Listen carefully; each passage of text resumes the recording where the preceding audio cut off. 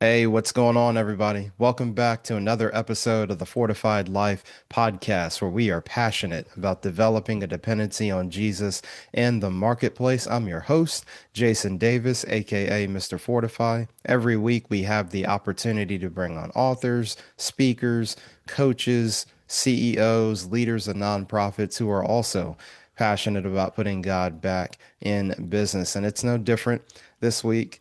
Ladies and gentlemen, I'm really excited for our guest today, but let me tell you a little bit more about him. Matthew Efird. He helps entrepreneurs, parents, and people of faith step into and thrive within their God-given calling through podcasts, through the writing of books, speaking, and coaching. Welcome to the Fortified Life, Matthew Efird. Matthew, what's going on? Thanks, Jason, man. I appreciate you having me. It's truly my honor. Absolutely. Well, Matthew, anytime I see multiple hats being worn, like author, speaker, podcaster, and then I see you got the lights there in the background. We'll get into that a little bit later. But we know you just didn't pull all of that together here in 2026. So kind of give us a journey of your professional background and how God led you to this moment today. Yeah, man, I'm honored to share that. I had the opportunity to go to the University of Georgia, go Dogs, and graduated from the business school there. My wife is a year younger than I am in school, so I needed a reason to stay around Athens for another year. I didn't want to do a victory lap, as many would call it, to get another football season because I was going to get that with her. But I started working in hospital pharmacy sales. One of Mm. the owners of the company, he and I went to church together, and where I was serving at the time, and I did that for several years. Loved that organization. They were not a startup, but they were in high growth mode, and they really put me into a lot of situations that stretched me and grew me as a leader. Gave me a huge overview of a really large organization, and they had a great product. I just was making connections, and so the company grew tremendously while we were there. We built a sales team, and it was an amazing experience. But I really felt God calling me a few years later to start my own thing. And Mm. so Hannah and I prayed about it for about a year before we made any kind of moves. Started looking for business opportunities. The first one I found was Mosquito Joe. It's an outdoor pest control company. I did about 100 validation calls around the country, just reaching out to owners. Some of them the corporate office gave us. Some of them it was had call a local owner and say, "I'm looking at this territory in Georgia. Do you know anybody I should talk to?" And they would give me two or three names, and I did that for about a month. Tried the service, loved the service. The biggest issue that the service had at that time, this is back in 2016, 2017 timeframe, was what do you do with your staff in the off season? So Mm. the goal that I had as an entrepreneur was to the rich dad poor dad, right? The mind your own business to grow actually cash flow positive assets for my family. And so I wanted to build entities that were supporting my family and my team that operated all year round, right? I was not looking for a seasonal business. I was very interested in year round opportunities to build out a team because good A players are going to have permanent employment, right? They're not going to want to bounce from job to job in between seasons. And so we found that the Christmas lights side, that's what our Lighting Pros business started as, is just Christmas lights. And really what happened is God bless both businesses, but our lighting business absolutely took off. And we got Mm. into commercial. We work with the Ritz Carlton. We work with Chick-fil-A. We work with several of the healthcare systems around here, hospital systems around here, um, hotel systems around the Georgia area in the Southeast. And it became evident that there was more opportunity in the lighting space. And so we expanded. We do permanent outdoor lighting, so permanent holiday lights, landscape lighting, and temporary Christmas lights for commercial and residential properties. And that business continued to grow. And so the way that we have done that is incredible team members, right? We've God's blessed us with incredible people to work with over the years. and we continue to do that. We've got 5 locations now, which is really exciting, and we continue to serve the community and be what we want to be is a light in the community. And so our tagline is your vision perfectly lit. Like we want to see those kind of dreams come to life. So one of the things that we say around our organizations, we're hope dealers, not dope dealers, but hope dealers. And we have this incredible opportunity to provide an atmosphere where people enjoy being outside and they enjoy time with family away from a screen. Right? That's a big deal for us. Is get the family unit multi-generational outside enjoying their property, either with outdoor pest control or with outdoor lighting or a combination of both. So fast forward several years, I started getting asked to speak at events. I was a bivocational pastor for about a decade through college and in the first part of my business career. And I love to teach. I love to speak from stage. It's a calling that I have and a gifting that God's given me. And so that's really been just an opportunity for us to share our story, mistakes we've made along the way, right? There's so much that we've found that's helped our business grow. When I would ask people like, hey, Jason, at this point in your business career, what's the decision that you wish you would have made differently? Like what advice, if you could go back, right? I've got a podcast, Pillars of Purpose. And that's one of the questions I ask a lot is if you go back to yourself 10 years ago, what's a question you would ask? And so we do that a lot. The speaking, the podcast, that really came out of, I've got a board of advisors that I put together about 3 years ago now. When this comes out, it'd be about 3.5 years. And it's just men that I admire in my life that from the outside looking in, they've been successful in their faith, their family, and their business. And so I want to surround myself with those people. And we started praying together about a couple of things. One was the book, and then the other was the podcast. And I didn't want just another thing to do, right? As you mentioned, I am busy, but I wanted an opportunity to be glorifying to God and honor the gifting that I have.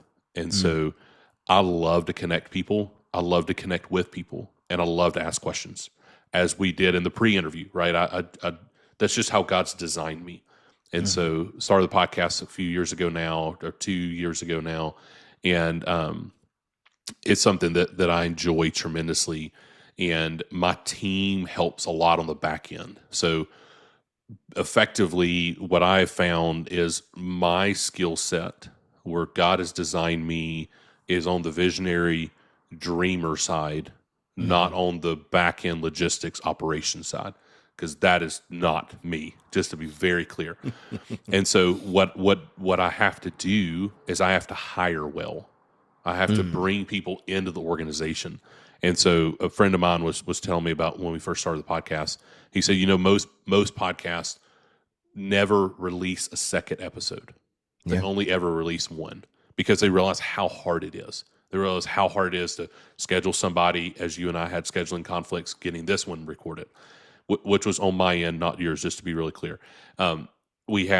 There's issues with recording. There's issues with back-end editing. There's issues with promotion. There's all these issues. And I told my friend, I said, I don't know any of those issues. He said, what do you mean? I said, well, I hired people to do that for me, right? I brought in a team, and I said, this is what I want you to do. And they're incredible, and they do a great job. And it allows me to be focused on what I enjoy and what I like to do. Wow, Matthew, I will tell you, man, there's so many business nuggets and life lessons in there.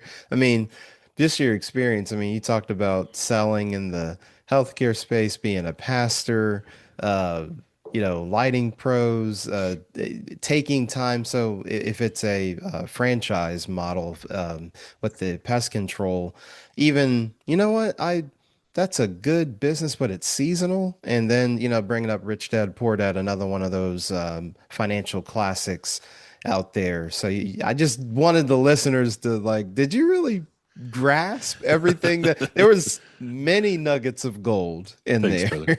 there? Greatly appreciate it. One thing I like to ask, Matthew, people that wear multiple hats, and you strike me as someone, so there's this notion of being busy, but really what you do and what I've observed in many others is you're really being effective because you're being intentional and you want to maximize and steward all of the gifts God has given you. So I see a deep level of self-awareness. Hey, I'm the visionary guy, but when it comes to operations and execution, I need help. But then you've learned, all right, I've got to be good and skillful at bringing in the right people, but you know that. So, what advice would you give to people that wear multiple hats or they're trying to generate multiple streams of income? What have you learned over the years about that? Yeah, it's a great question, and I have not done it well at most of my life. Right, I'm continuing to learn and mature. It's part of my, if you want to use a big church word, sanctification process. Right, Hmm. as I'm becoming more like Christ, I'm learning more and more about myself, and it's really just a self reflection of, I feel like I'm good at this, but am I actually good at this? And so, a very dangerous question is to ask your either key leaders or your spouse, where are blind spots in my life? Hmm. And I asked my wife, this was a few years ago now. I asked my wife and I asked a couple of really key leaders, and they all laughed, which is funny.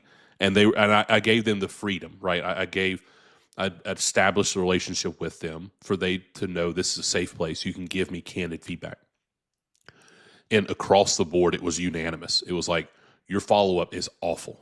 Like you live in the clouds, you live in the dreams, and the implementation side is where you drop the ball. And so Hmm. we've got to stay on top of you if you've got to implement. And so I work on that and I grow in that. But what that does is that allows me to say, like, hey, I'm not a chief operations officer guy. Like that is not me. The organization would crumble if that was me, because I'm living so far outside of my skill set. And so when you look at that, one of the things that I have changed my perspective, right? I believe like perspective shifts matter so much. Hmm. When you look at like the FedEx logo, I don't know if you've ever seen the FedEx logo. If anybody hasn't seen it, look at it. Between the E and the X, there's an arrow that's pointing forward, right? If that's the first time you've ever heard that, you will never see the FedEx logo the same again, right? Your perspective is just shifted, right? So a perspective shift for me is, instead of I'm busy and I can't do it all, what I'm choosing to say is, this is where I'm investing my time. And so I've just shared with a client that I'm coaching that I was saying, look, in my life, everywhere I am, there's also somewhere else I can be, Hmm. as a dad, as a husband, as a business leader, as a podcaster, right, as a speaker, as an author, all the things. There's always something else that I could be doing. And so for me, the stewardship comes around, okay, well, when I'm somewhere, I want to be fully there, right? I Hmm. want to fully lock in that moment and be present, which is trendy to say, be where your feet are, whatever that. Okay, but that works for me. That I have to define out. My calendar is intense of the things that I have calendar out for me. And it's really just the freedom to say, hey, when I'm here, I'm going to be fully here. And so one of the things that helps me a lot is like my morning schedule, my morning routine of either working from home or when I get into the office. I have set things I do 7 days a week, and those change based off of our EOS rocks. So we Hmm. operate on EOS, and so our quarterly rocks, as those change, my 90-day plan changes. Hmm. And so what I built is, I've got to have, as a visionary, the mundane of repeatability gets old for me. And so the 90-day window, I can survive 90 days, right? And so I continue to kind of update and keep it fresh, my schedule. And one of the things I do, like, I'll go through a season where Tuesdays are my follow-up days. And so I'll send out, I don't know, 20, 30, 50, 100 emails on Tuesday in a Hmm. block of time. And that's my follow-up day.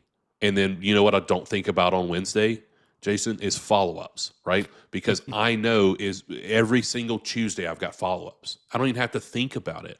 And so it Hmm. just gives me the freedom of clarity in my mind that I think most entrepreneurs struggle with. because you go and you kind of feel that pressure. Like anywhere I am, there's somewhere else I can be, and there's always something I'm forgetting to do. There's always something that I could also be doing.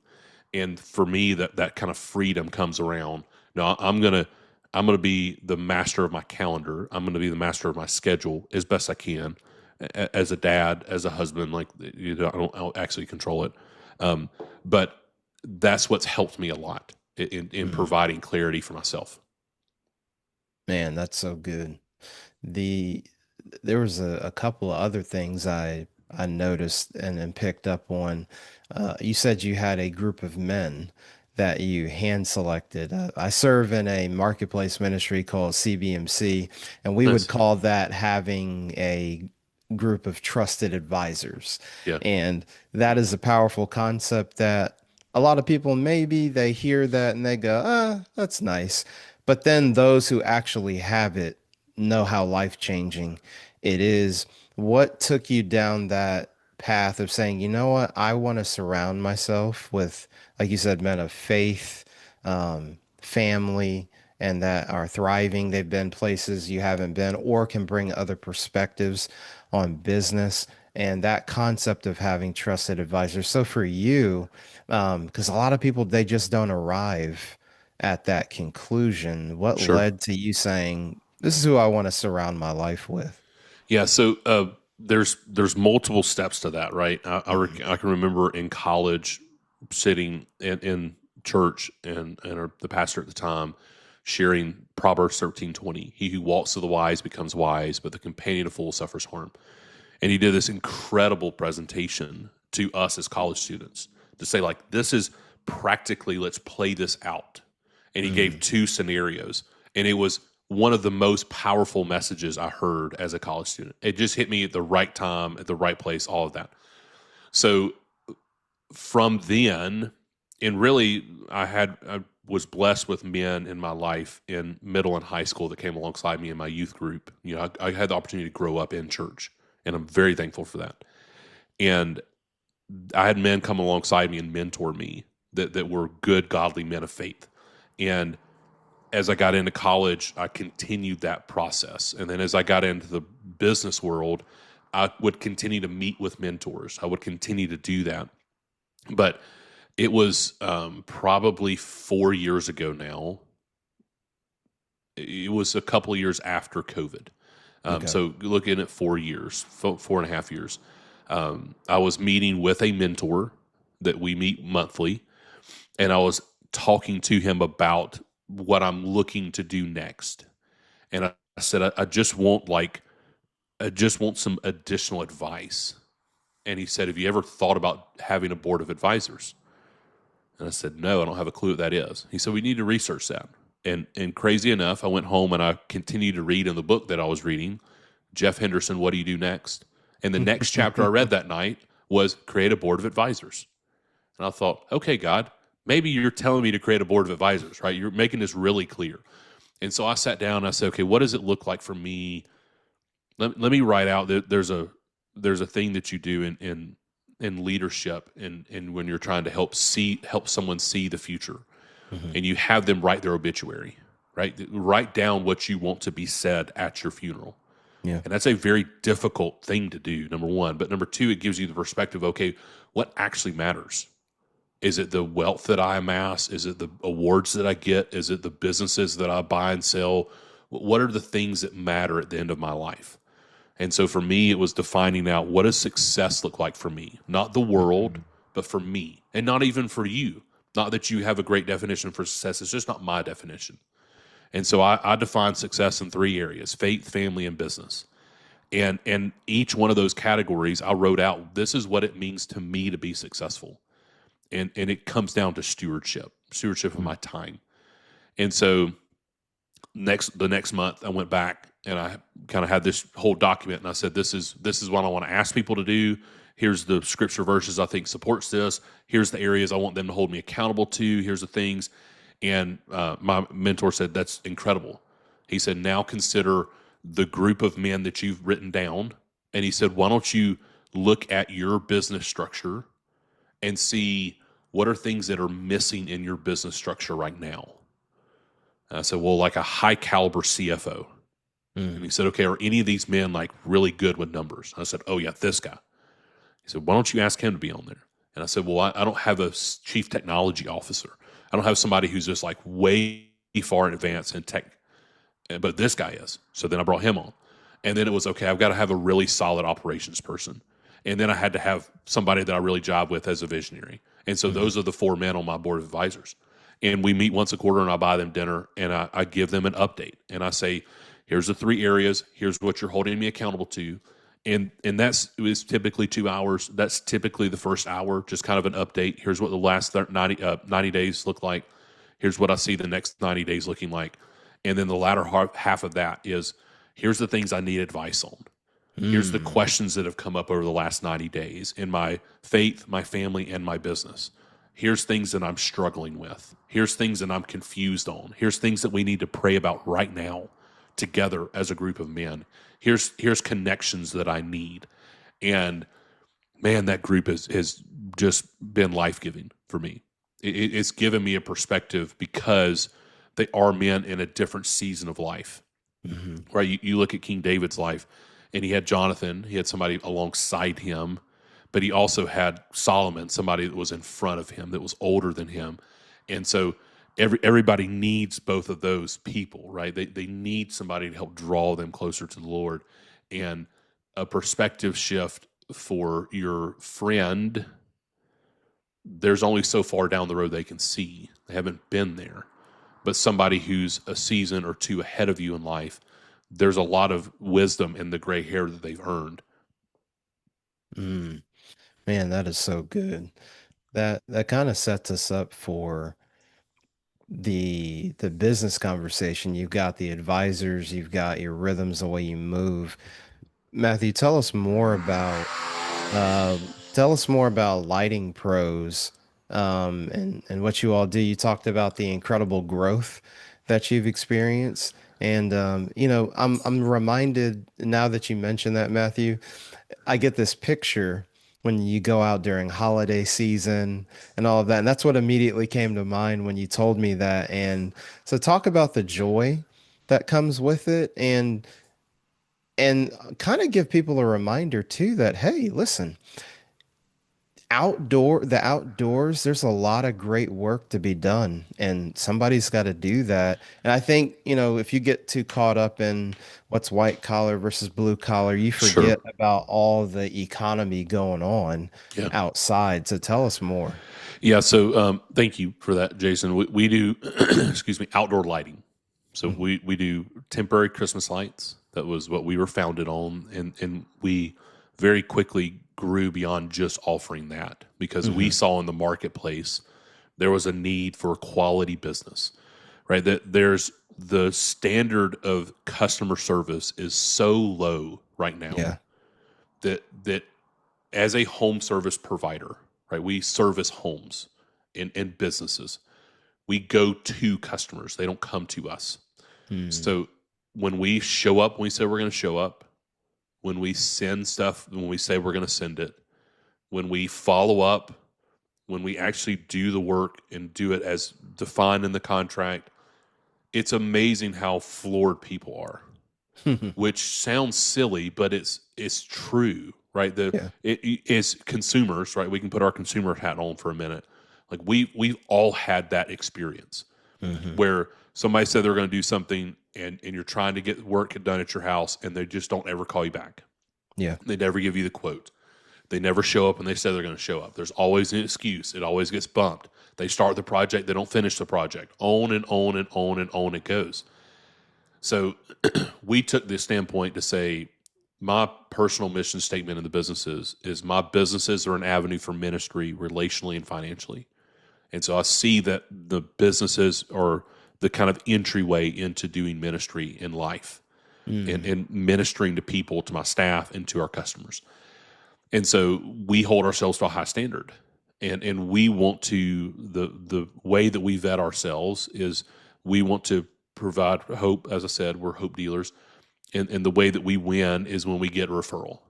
Mm. That's the way that that's kind of the bell that we ring, is when we've done a good enough job that you're willing to refer us.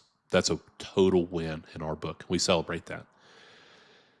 With that, we really look to continue to provide outdoor lighting at a high caliber level service. And, we work with several cities, and it's so fun to go, and our crews will come in, and we're dream it up initially with the city manager or town council or whoever it may be. And then we'll come in and implement it, and then there see the fruits of the labor. The all the downtown business sales will go up consistently, right? Everybody's spending more money downtown because they're down there enjoying it, right? It gets darker in the holidays, and it feels gloomy, and you put up some bright, beautiful lights, and they're like, oh, this is fun. Let's go hang out. So they're going to sit. They're going to get appetizers. They're going to sit and have dessert. They're going to go buy and get a drink. They're going to enjoy the downtown area a lot more. There's a lot of statistical data that shows that. But then, Jason, what's super rewarding is we have like our internal communication with teams, and we get pictures of guys and girls on the team that take their kids and they say, hey, look what mom did. Look what dad did. Like, look at this display, son, daughter. And they take a picture with them and they share it with our team. That is so rewarding because it's something that they're proud in. They're proud in the quality of the work that they do. And, there's so much imagery about light overcoming darkness, right? As a person of faith, like you see that consistently. And, we see that demonstrated when lights are done well on a beautiful home. If it's landscape lighting, if it's permanent holiday lights that we leave up all year round, that they're crazy. You can control them from your phone. They play the music. It's their RGB, which means they're any color that you can think of. They can make, which is wild. And it's a one-time installation. They stay up forever. I say forever, 30 years. So long forever. And those things are really fun for our staff to do. Is every day great? Of course not. But what we focus on is the mission behind what we're doing. So what we say is there's a vision, mission, core values. So the vision is where we're going. The mission is how we're going to get there. And the core values are what are the standards we're going to hold ourselves to. And so, I coach leaders in creating that for their organization. We created that for our organization. And we continue to kind of move forward with those mantras to say, these are the things that matter within our organization. This is what we're going to celebrate. We're going to hire, fire, train off these. This is what we're going to encourage customers when they call and give us feedback. We're going to acknowledge the specific core value that they're talking about, and we're going to say that. And it just changes the conversation. That is powerful.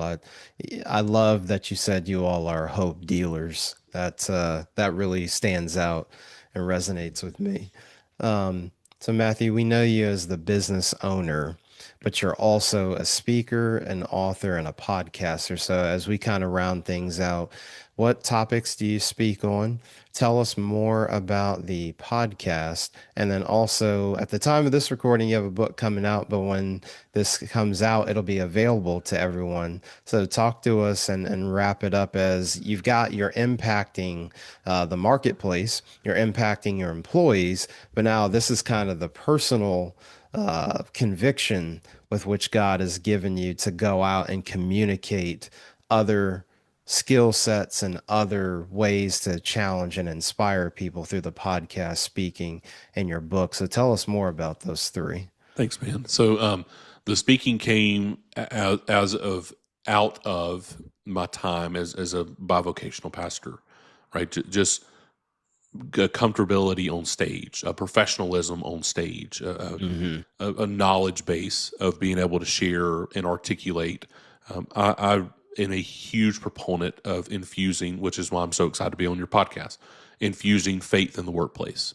Right? That is a deep, deep passion of mine. And I think that I just truly believe this, that good business can change the world. Yeah. I continue to believe that. And so my goal in speaking is to continue to encourage and challenge people on that path, to point to our successes, to learn from our failures, and share in a way that hopefully inspires and encourages people. The podcast is called Pillars of Purpose Podcast, and we look at faith, family, and business. So those are the three pillars of my life. Those are the three pillars that I want to have deep purpose in and deep impact in. That's the podcast. I have interviews with folks like you that come on that share their story in one of those three or multiple of those three areas of how they're impacting their family, their faith, or their business. And really, it's just an opportunity for me to glean wisdom. He who walks with the wise becomes wise, and that's where it started. The speaking and the podcast, a lot of those were birthed out of our second son, Noah. Got sick in 2019 when he was in utero. We learned he had trisomy 13, and which is a lethal diagnosis. And so rarely does it support life outside the womb for any length of time. He was born March 7th of 2020, and he passed March 9th of 2020. And obviously that radically impacted our family, right? And me as a business leader, as a husband, as a dad. And the book is our story through Noah's life. And I journaled from the time that we learned his diagnosis in September of 2019 until years after he passed. And really, it's just the way we kind of play off of his name being Noah. We talk about Noah's Ark. We talk about the Ark a lot. And the Ark, for those who may not be a person of faith, the Ark was something that carried Noah and his family through the storm. It did not remove the storm. And so what the book is, each chapter is kind of our journey through his life, and then the journey past the funeral.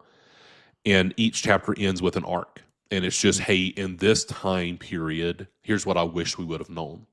So we say the book's got four parts, the four purposes.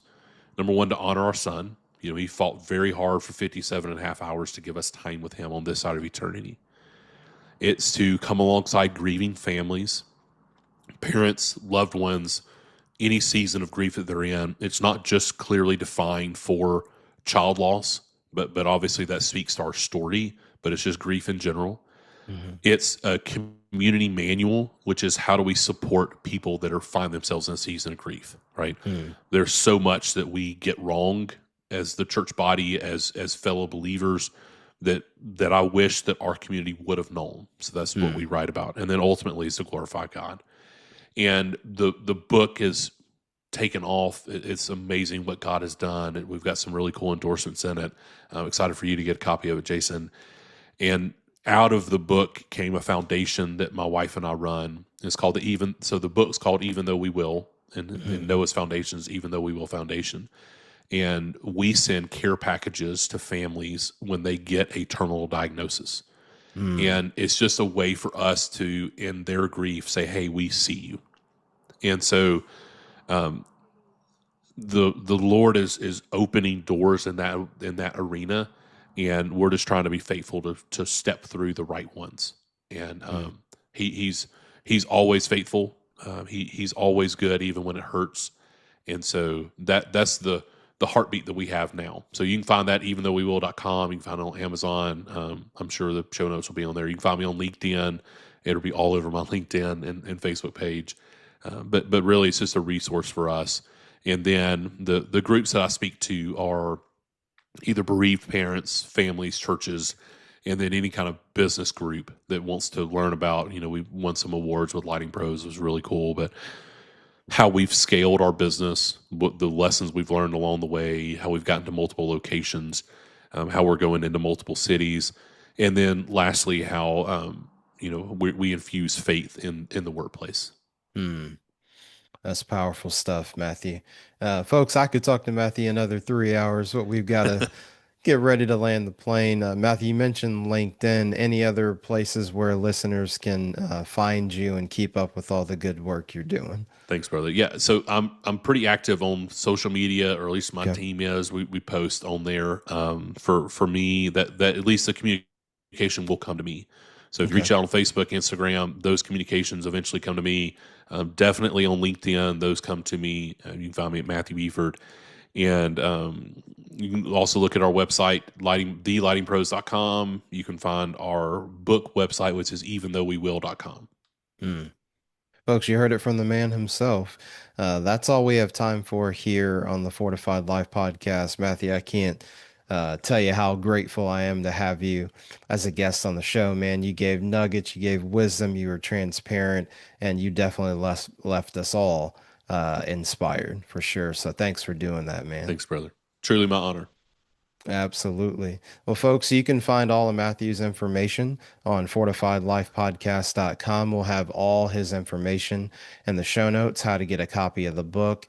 If you want to have some awesome lights put up, you also know what to do. And make sure if you're looking for a speaker, he's the guy. So make sure you support Matthew and all his endeavors and what he's doing.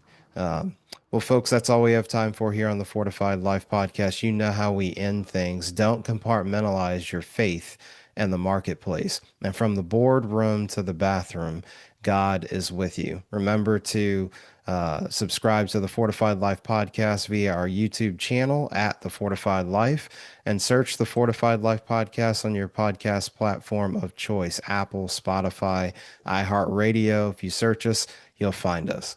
We'll see you next time on the Fortified Life podcast.